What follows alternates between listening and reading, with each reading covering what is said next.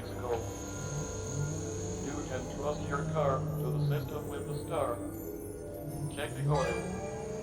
Checking landing gear.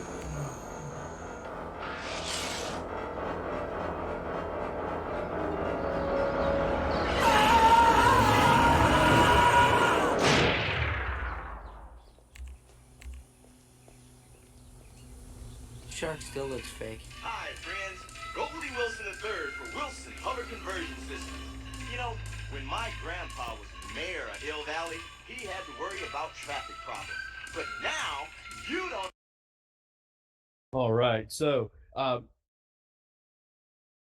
if you can tell from that, and thank you, Campbell, for that. One of the things that I don't like to do on YouTube videos is I want to make sure that I'm streaming straight from the source so that it gives so that it's abiding by the TOS. So we'll just kind of copy and paste a few up there because most of them do have these video clips.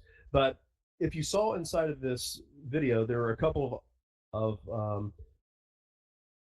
showcase what they would think of as holograms, but we tend to think of now as augmented reality, right? Something that sits on the surface. We saw the JAWS ad, and then we saw the ad for the conversion kits. Really interesting about this is what Charlie Fink would call that we're coloring our world with data, right? Like right now, when we go on a web browser, then it's, for the most part, it's kind of keeping track of what we're doing, even though we go into privacy and stuff like that. That doesn't really matter. The digital world is listening to what we have, right? And deep machine learning, or what's the colloquial term right now is AI, but learning is taking all that and it's feeding us information that we want to see. So about this scale, like what we just saw in Back to the Future 2, but more tailored and catered to us. And that's really what we're starting to see with marketing in AR. That's really kind of the entry point for AR for most people, is it's an advertisement. So like if you like Jack Daniels, there's an AR app. You can scan the bottle and it does some different things. But I want to show you an example of a video that is not Back to the Future, but is actually did happen. So let me that video over here.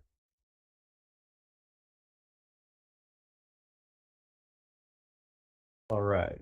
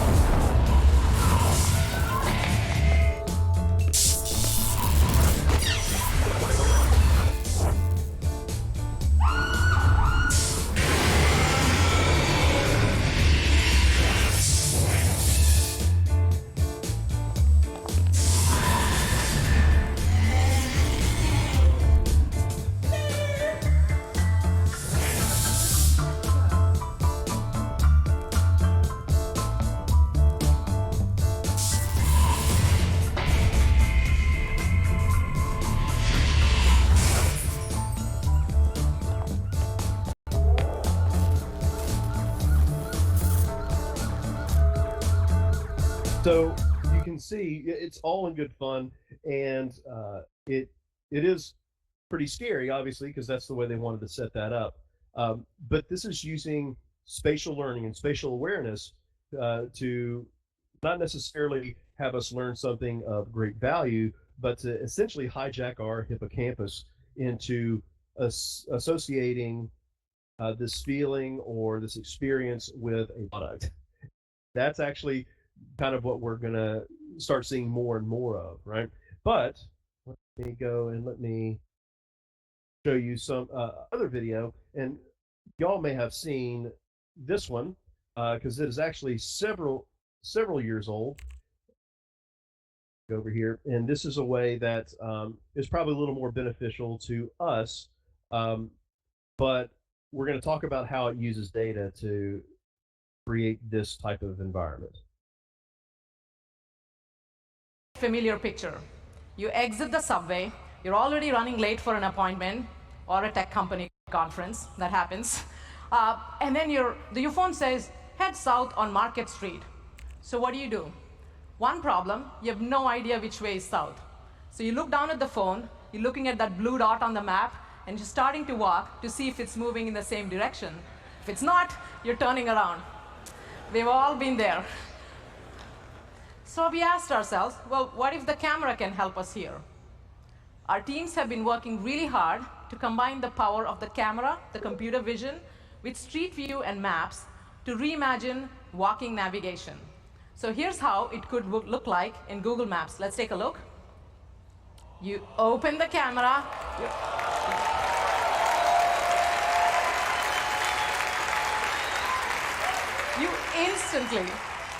You instantly know where you are. No futzing with the phone. All the information on the map, the street names, the directions, right there in front of you. Notice that you also see the map, so that way you stay oriented. You can start to see nearby places, so you see what's around you. And just for fun, our team's been playing with an idea of adding a helpful guide, like that there, so that it can show you the way. Oh, there she goes. Pretty cool.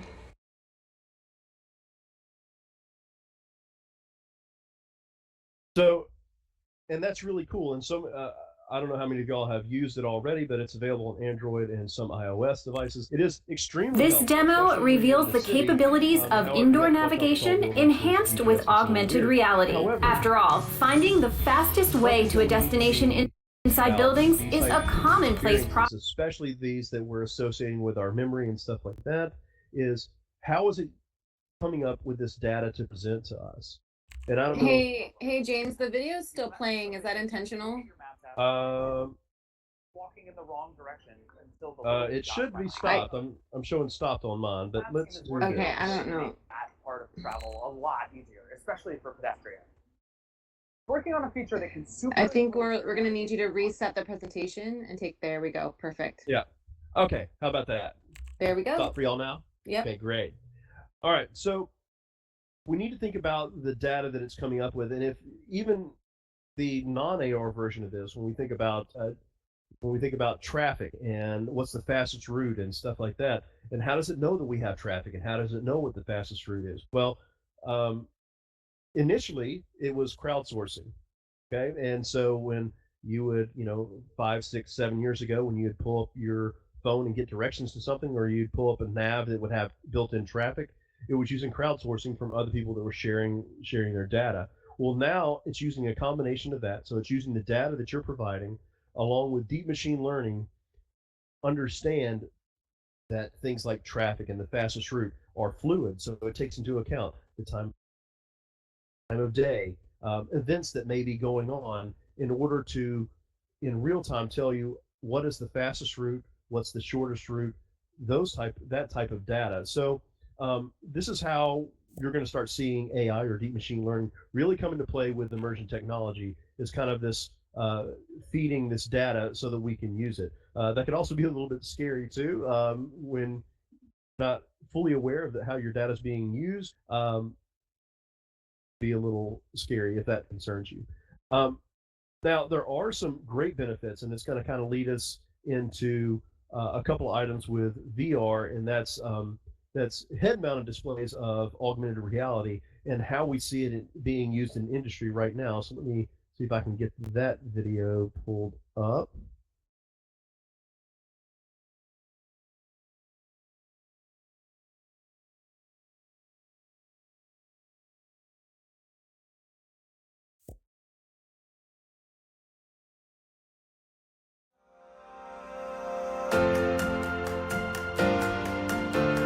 There we go. With 26% of manufacturing workers over 50, analysts anticipate over 2 million unfulfilled skilled manufacturing jobs by 2025. Job functions across the manufacturing and service value chain are most affected, but the skills gap is more than just a retirement problem. There aren't systems in place to train new generations of skilled workers. There's increasing competition from other job types and more skilled jobs to fill globally. Meanwhile, physical assets are becoming more complex and individualized and demand further training.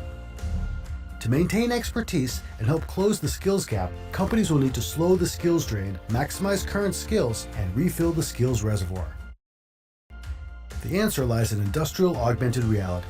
It gives users a way to overlay digital data on top of physical assets and environments, which is a game changer when it comes to closing the skills gap.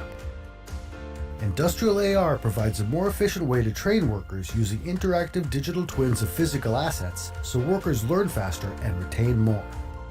By overlaying instructions, equipment status, or performance data atop complex, customizable, or frequently changing assets, field workers can be ready for deployment faster while reducing novice errors. Inexperienced workers can also virtually connect with experts in a shared view environment for more effective collaboration and problem solving, eliminating the need for on-site expertise and creating a shareable expert archive. To learn more about how industrial AR can help your organization close the skills gap, download our ebook.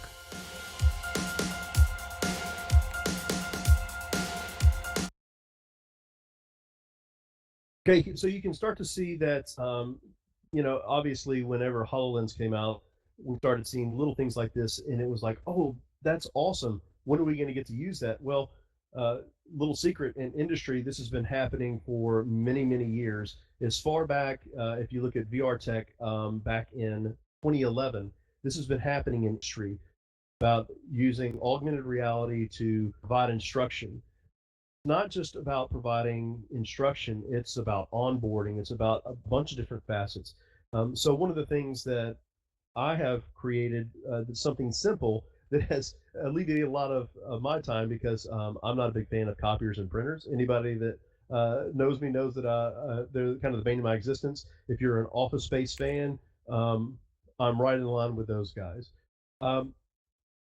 So what I did is I used AR to create a how-to. So they walk up to the copier and printer and they just hover over it, and it will instruct them, here's what you do. And as they press screen, and it will tell them the things that they need to press in order to make things work. And then I don't have to sit there and guide them each time for them to remember. They can just pull out their device and scan it.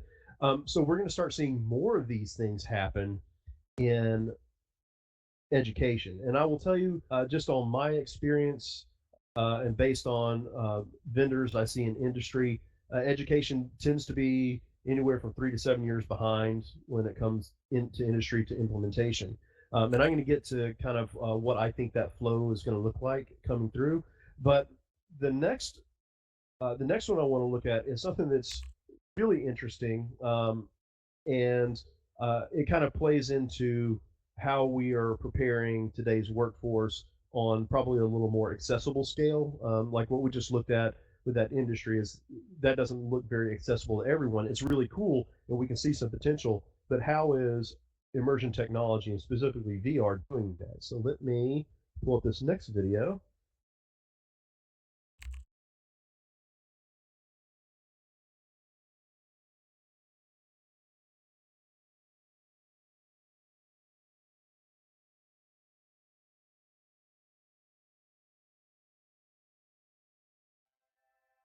The first thing that I thought about when VR training came out was that we were going to be getting this big luggage size VR unit, and I didn't really know how we were going to utilize it. The thought of it is pretty cool, but how are you to train me with VR? Like, it was just a crazy idea, but after seeing it, it has actually helped me train a lot better. Pretty much every class implements some type of VR training. You might want to show our associates how to deal with a deli fire or how to run Black Friday.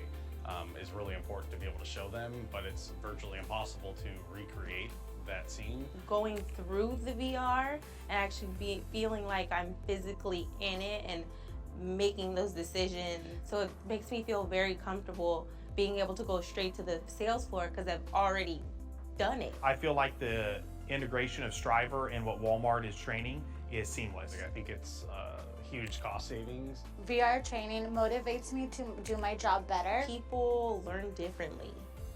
Some people they're visual learners like I am, and then some people are like, they could just hear something and just be able to like react on it. And then other people are like more hands-on, and this gives you all of that.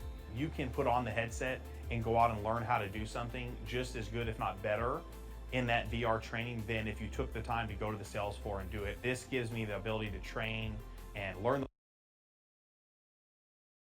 So Walmart is one of the, and it hasn't been, I guess, widely documented, or I guess really thrown out there that they are doing this, but it is a big part of their onboarding and continuing education practice to use immersion technology. And in fact, as of today, every Walmart, including neighborhood Walmarts, use this technology. So even the neighborhood Walmarts have at least one VR device. All these supercenters have 4 to 10 that they use during this. My son, who is actually currently being onboarded at Walmart while he's in college, is actually going through this. Literally, he started a few minutes ago, I do believe, going through this process where he's VR. And there are about 45 different scenarios that Walmart runs employees through to train them, everywhere from customer service to how do they use for looking up inventory, all these things. They're even using it for promotion purposes. So if you apply for a promotion within the company, you want to be an assistant manager, whatever, they have scenarios for that to test to see what your aptitude is towards that. And it's really interesting. If you don't know about Striver, I highly recommend you checking them out. Striver is kind of, it's, well, half of it sort of was born out of one of my favorite gentlemen, Jeremy Bailenson, who's at the Stanford Virtual Human Interaction Lab. It's really awesome.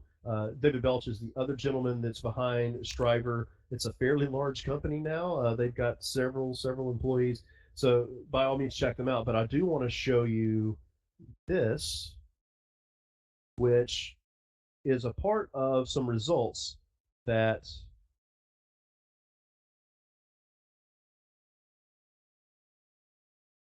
see it on the screen now. I don't know how many of you saw this, but the El Paso shooting that happened where the gentleman walked in with a rifle and 22 people were killed. The reason that it wasn't a greater number was, you asked the employees and the manager there, was because of the training that they received for active shooter inside of VR. And this wasn't widely shared either, but you start thinking about, whoa, okay, so what does that mean, and what does that look like?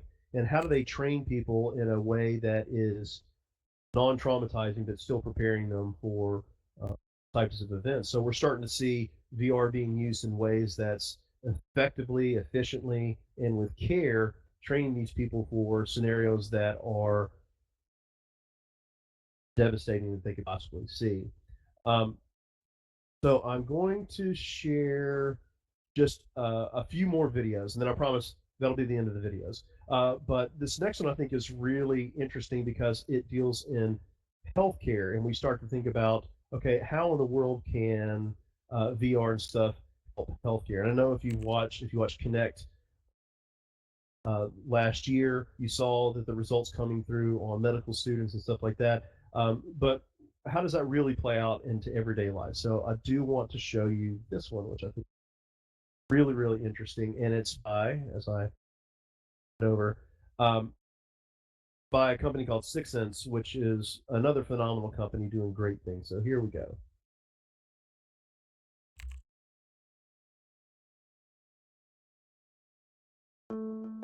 It was 3 years ago that it happened. I was actually in my sleep. And so I really don't know how many hours had gone by before I woke up and I could not move my arm to get out of the bed. What has happened? What is going on? It was a day I'll never forget. Took her to the emergency room. They ran all the scans. The doctor looks at both of us and says she had a stroke. and the world froze.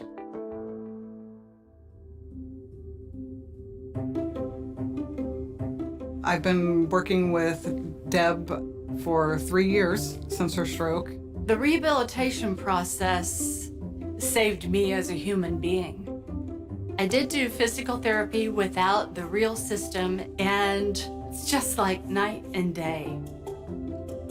When you're in the real system, you're just thrust into something so wonderful that I think the mind forgets I had a stroke.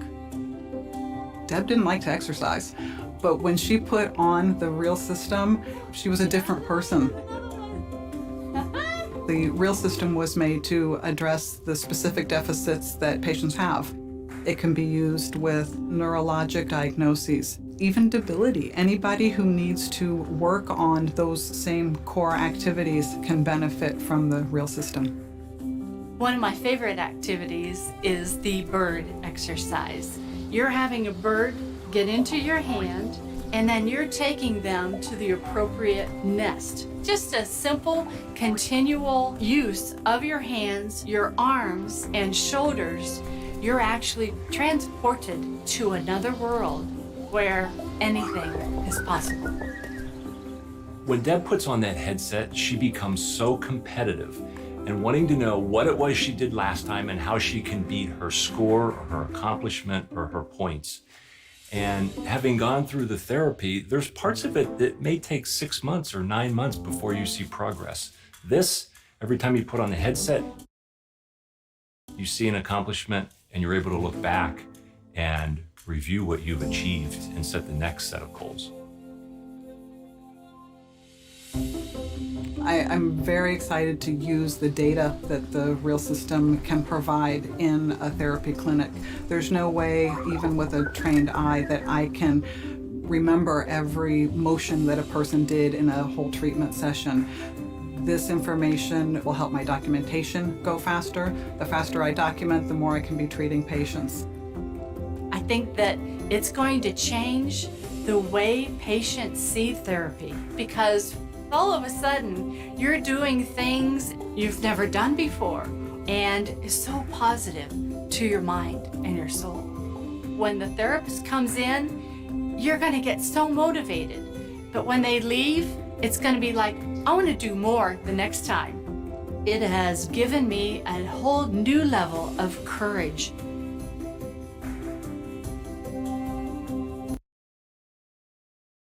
So now we're starting to see how these things can affect everyday life of people that we know, that we interact with. It starts to become more poignant to us, and things that we're looking at, like Sixth Sense and stuff like that. And there's some key words that she said in there that relates back to the spatial awareness and spatial learning, right? That she almost forgets that she's broke, and she just wants to interact with those things. It adds another layer versus, just doing this exercise. There's an objective, and her brain is saying, we have to complete this objective. I want to complete this. Seeing benefits of that. So it's really interesting to think about how this can play out in the healthcare industry, but not just that, how it can help with healthcare costs. Because something else that was kind of sort of hidden in there was that recapitulation of data, which allows that therapist to not spend so much time working on gathering that data and trying to put it in a way that people can digest. That's already taken care of for her, so she can do the things that she does best. Things that I think about with that is, how can that help education? What are some things that educators have to do that gets in the way of the learning back? And so how can this be part of that? So those are things that I constantly about.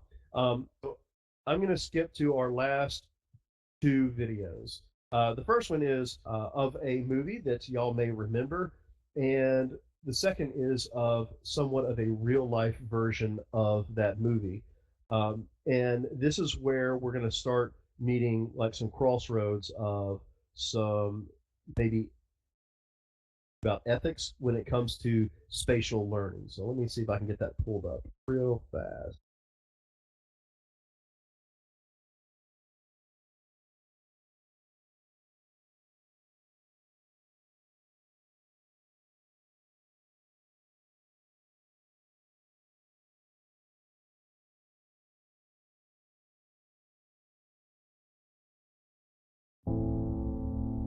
Please welcome my partner in science and in life, Dr. Will Castor. The path to building superintelligence requires us to unlock the most fundamental secrets of the universe. Imagine a machine with a full range of human emotion. Its analytical power will be greater than the collective intelligence of every person in the history of the world. Some scientists refer to this as the singularity. Professor? I call it transcendence. A series of attacks conducted by a radical anti-tech group known as RIFT. They hit AI labs all over the country. We lost decades of research and development. It's radiation poisoning. The bullet must have been laced with it. The effect is irreversible. Will's body is dying, but his mind is a pattern of electrical signals. We can upload his consciousness. We can save him. Not like this. Assuming that this works, if we missed anything, a thought, a childhood memory, how will you know who you're dealing with?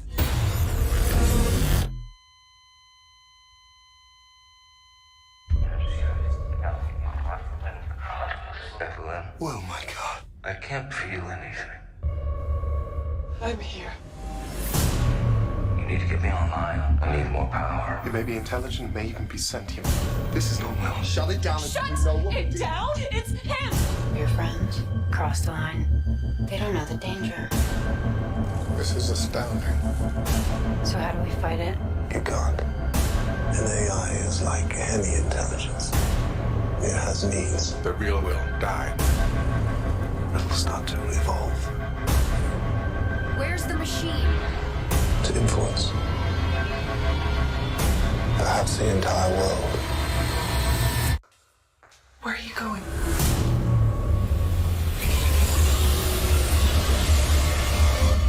Everywhere.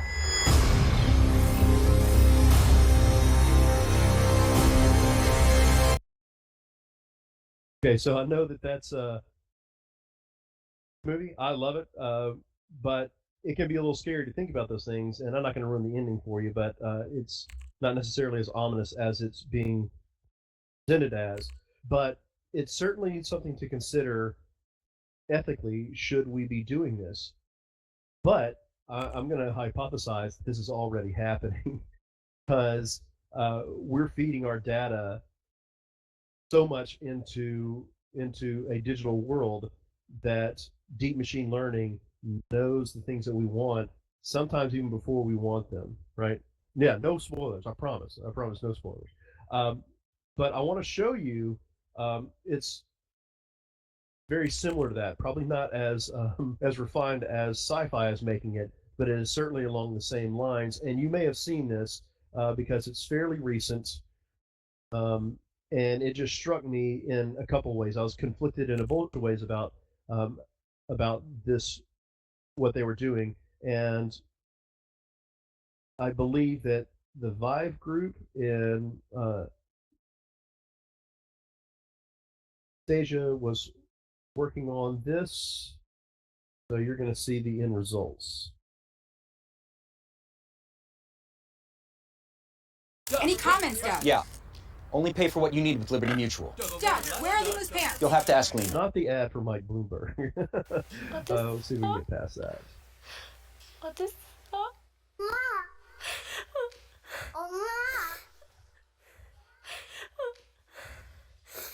엄마 어디 있었어? 엄마 항상 엄마 내 생각했어?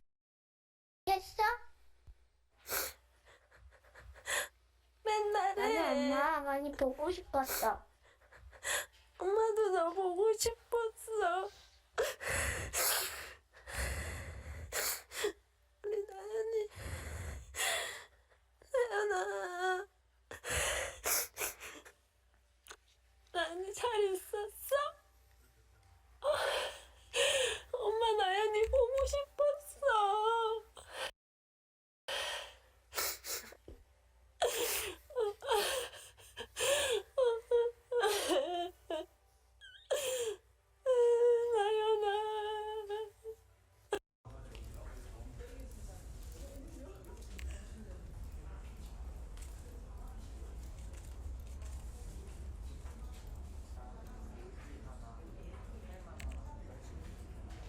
기술은 되게 차가운 거라고 생각하는데 그게 아니고 이 기술들이 사람을 위해서 사용이 됐을 때 정말 사람의 마음을 위로하고 그 마음을 따뜻하게 만들 수 있을까라는 취지에서 저희가 프로젝트 참여를 결정했었던 부분이고요.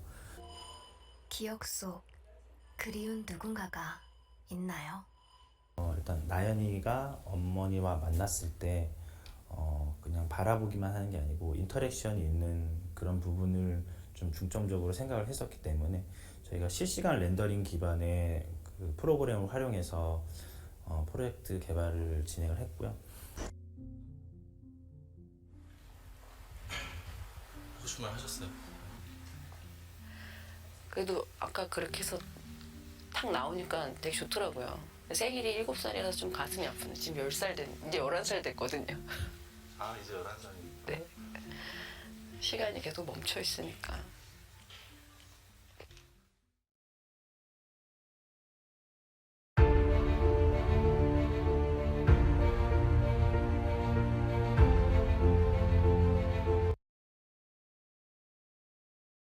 So we look at that, and if y'all were like me, you went through several stages there. Number one is feel for that mother and that family, and you're happy that somebody has been able to bring that to her. But then on the other hand, you're thinking to yourself, "Whoa, what are the psychological effects of this? It's healthy?" And I'm not here to say it's one or the other. And of course, I wanted to play this video specifically because it's the only one that shows the mother actually talking about the experience afterwards. And gives a little glimpse of maybe she was happy that that had occurred. And I would assume, I'm assuming here, that project, because this is what they wanted, and then afterwards the mother was not regretting that decision. But it certainly start thinking about how deep machine learning and AI is using data, us, and after we leave this world, how is that going to be used, right? Like we already see posthumous creations using more deep-based technology in movies. Is that going to be the norm, right? Are we going to have some sort of immortality? And if we are, who's going to actually be in control of it? That it raises some interesting questions for sure. But just knowing that technology is out there already, and that's only been recently, like the last 5 to 6 years, we've seen this explosion. That means it's only going to get more advanced. But of course, that brings into question some other things. Let me go back. I'm going to.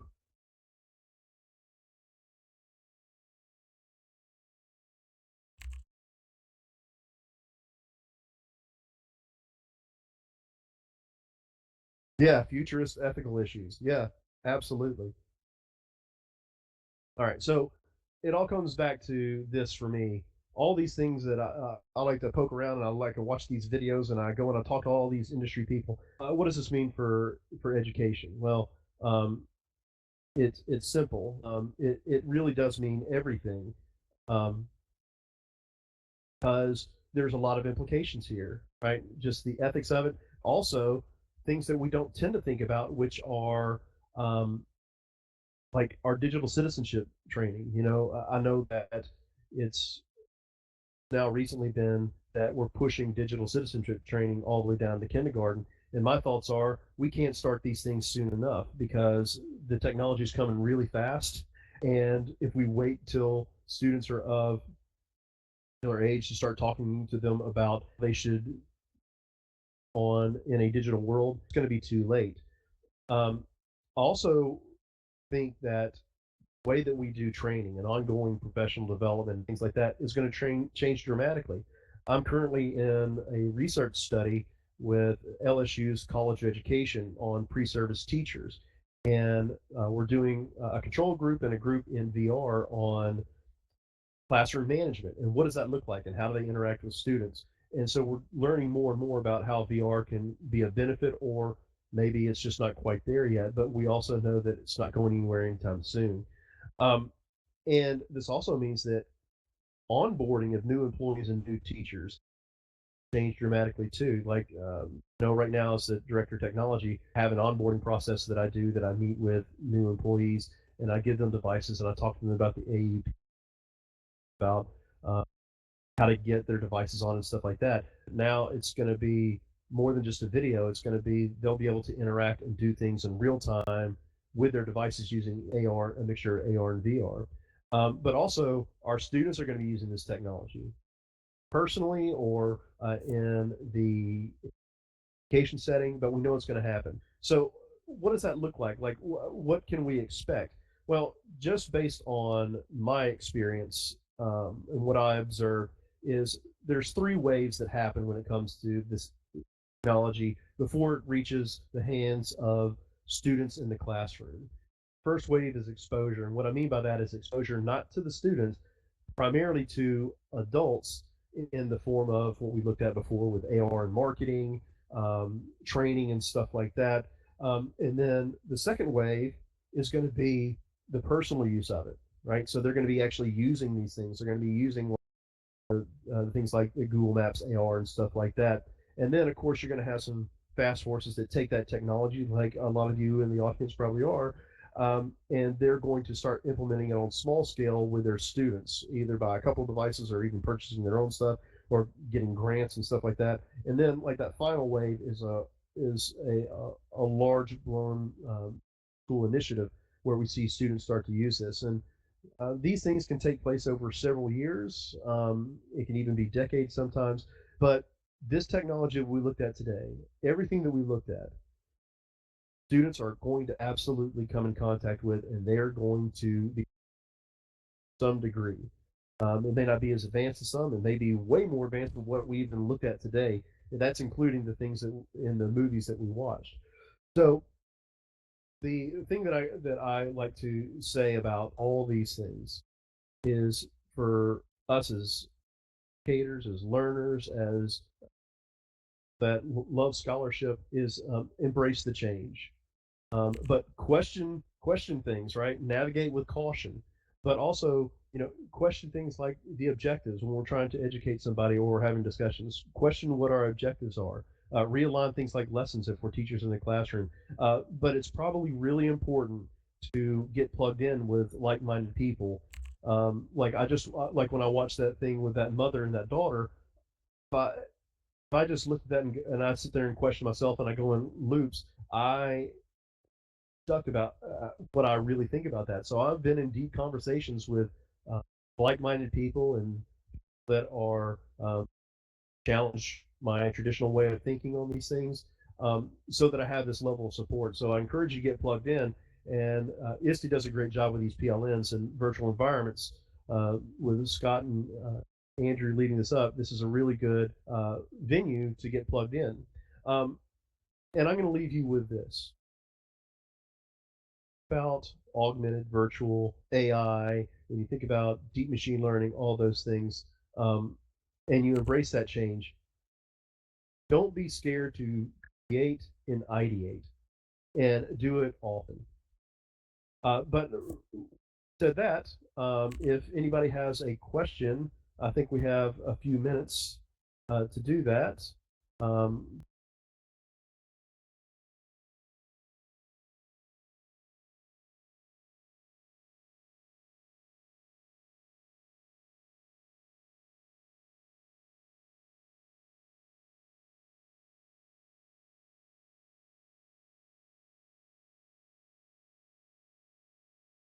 Go ahead. I have a couple of questions that I put in the chat I can see somebody. One of them is, hang on, sorry, put my mic down. When we're in a physical environment, there is an aspect of having an energetic feel for what that place, what our experience is in that physical place. And then also the sense of smell that we have and how that connects with memories. How do you think that, that stuff will affect our ability to learn and retain information memory-wise in a virtual environment as opposed to a physical one? No, that's a good question. And so what we're describing is all the senses, right? All the senses that we have at our disposal are all used simultaneously to create the memories, right? That our brain, the hippocampus, takes and it retains so that we remember things, right? And so we see companies like Feel Real, like with those masks and trying to do stuff. We see the Tesla suits that are trying to recreate not just haptics, but pressurized haptics. So I think that the technology is going to become greater and answer that better. But I know right now there's gaps in that.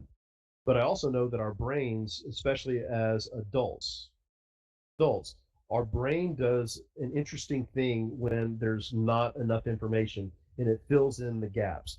Not unlike the DNA sequence from Jurassic Park, where they filled in the gaps with the frogs. The same thing happens with our brains as adults. We use prior knowledge to piece those things together. So like in virtual reality, when we see an orange, right, the more presence that can be created around that spatial awareness, where we feel like that orange is actually there, brain has a tendency to make us start smelling an orange.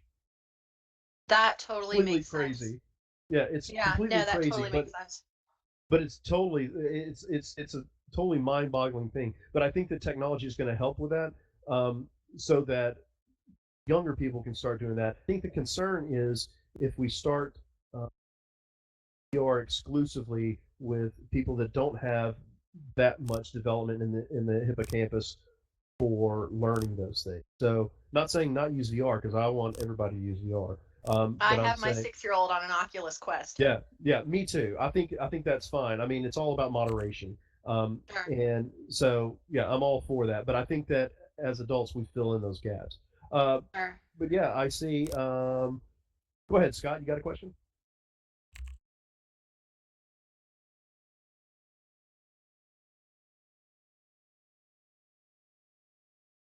Or we'll go to today. All right. First of all, James, fantastic presentation. And the director of technology for my school is also pushing virtual reality. Do you share your email so that he can get in touch with you? Oh yeah, absolutely. Here, let me make this bigger so I can click on this. Can y'all see that down at the bottom? Yep. Screen? Okay. Yeah, that's one of my emails. I've got plenty, but you can also find me, like Twitter is where you'll find me the most. If anyone's on Twitter, you'll almost always find me there. But by all means, reach out. I love talking about this stuff. I geek out about this stuff all the time. And as you can see, these videos, I kind of curate. Literally, Saturday mornings, I go down the rabbit hole of things that come into my feed. It's another way deep machine learning has just pulled me into YouTube. It knows exactly what I want to watch. All right, I do have another question I want to get. The school you work for, is it I presume it's a private institution? It is, yes. All right. My background is half and half independent school. Right now I'm at an independent school in Baton Rouge. All right, because the reason I bring it up is I'm at a public school, one of the largest ones in Virginia. And the issue that we're having is it just seems like the decision makers, central office, administration, all they're focused on is those doggone standardized testing. So even though we had a huge innovation grant, a lot of it just was poured into getting Chromebooks for kids, doing online testing, and sort of propagating the technology we've had for 30 or 40 years. Do you have any thoughts about how we get decision makers to move from this standardized testing mania to actual moving into ARVR, those sort of technologies, which I think the kids really need? Okay, so this is a loaded question. I'll give you a snippet of it, and we can absolutely talk about it more in depth. But I will tell you that when I said earlier about embracing the change, that really starts up when you're dealing in not just the public school entities, but in all entities, because the decision makers, for the most part, the higher up you go, the more distant they are from what's actually happening. So, y'all got a lot of money to do something. They wanted something that was splashy, and did it, and they wanted it to fit what their initiatives they were already doing, right? So you buy all this technology so it can help support things like standardized testing, which standardized testing sort of has its place. I think it is way that it's being used and the way that it's driving education right now is not very healthy for students. I think that it doesn't allow for creativity or ideation at all. I think it stifles collaboration. And I also, at the end of the day, I think what it does is it money in pockets of people that's their driving business. They want to make money creating standardized tests or creating the resources to do well on the standardized test. So I think that the biggest thing that you can do is if you can find even one person that's high enough up, that's on that has a seat at the table with those things, is to just have conversations with them. Not necessarily about what you want to see, but find out what their mindset is. Like, why are they making these? What are they doing? Because sometimes it may not be necessarily out of commission. It may just be out of omission. They just may think, well, we think this is best because this is all we have to go by. They may need people like you that would give them some information. And of course, that comes with cultivating relationships, right? It's not something that just happens overnight or just sending an email or having one conversation. It's many conversations about developing relationships so that they can trust you, trust them. And maybe in the future, if we have enough people doing that, we have some decision makers, larger districts that are going to, number one, consult the right people or be more well informed when they're making decisions on their own. So, short answer to it. Yeah, thank you. Let's see, Angela, go ahead. Thanks. Yeah, another question I have for kids who are, teenagers and they're thinking about, VR is a career path that I want to take. I'm very interested in this. I want to, do this for a living. What career paths are open for them today? What educational opportunities, what degree programs, what should they be pursuing? Okay, so the kind of a mixed bag, because right now, especially in the developer world, let's start there. In the developer world, it's that, number one, never received any formal training. People that receive formal training in CS in college, even people that receive like humanities degrees in colleges that are converted. There are some universities that are starting to do free programs or some certificate programs like Lethbridge in Canada. Mike McCrary does that. I think their first cohort just graduated, and their focus is on VR and development and kind of getting people plugged into industry primarily. There are other universities that have a ton of research that have kind of transformed into the business space, which is, like I mentioned, Shriver, Stanford, and their virtual human interaction lab that Jeremy Bailenson runs. And Dr. Bailenson is still out there. He still runs it. He's been running it for years and years and years, more than 10 plus years, maybe 20 plus years that they've been doing that. So my suggestion is, if they're looking for formal training at a collegiate level, is to really investigate smaller colleges or the smaller division inside of colleges. Like if it's College of Computer Sciences or something like that, we'll look deep into it. Do they have a program that would fit inside of reality?